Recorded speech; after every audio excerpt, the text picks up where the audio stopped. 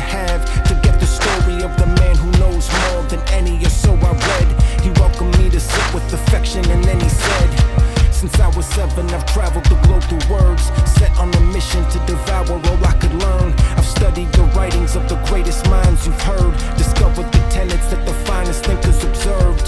The more I gained, the more that I sought to earn. The more I attained, the hotter the fire burned. With every book I finished, another was there to serve. For every text I read, there were pages still left to turn. I've learned from all the migrants and drifters to whom I'd listen, philosophers and soldiers whose knowledge I would solicit. I know histories and nations I'll never have chance to visit, complexities of science and language with great precision.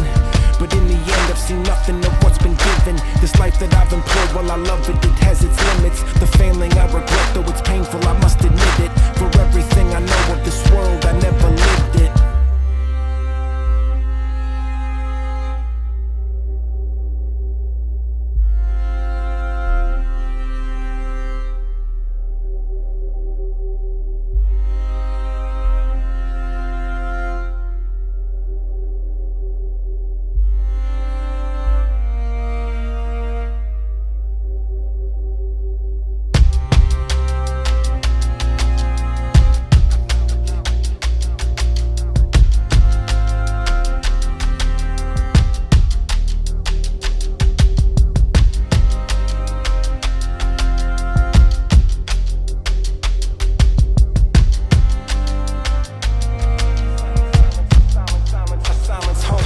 Silence hung for a moment's thought, as echo from the room decayed and tapered off.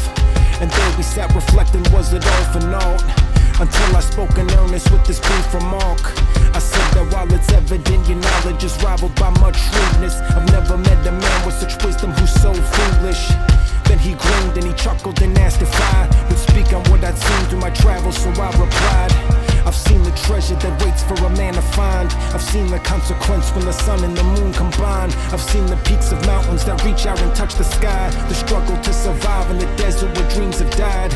I've seen the best and the worst that we try to hide, the salt of the earth and the evil of humankind. I've seen the wrecked and ravaged, and scavengers rummage through debris, and those that search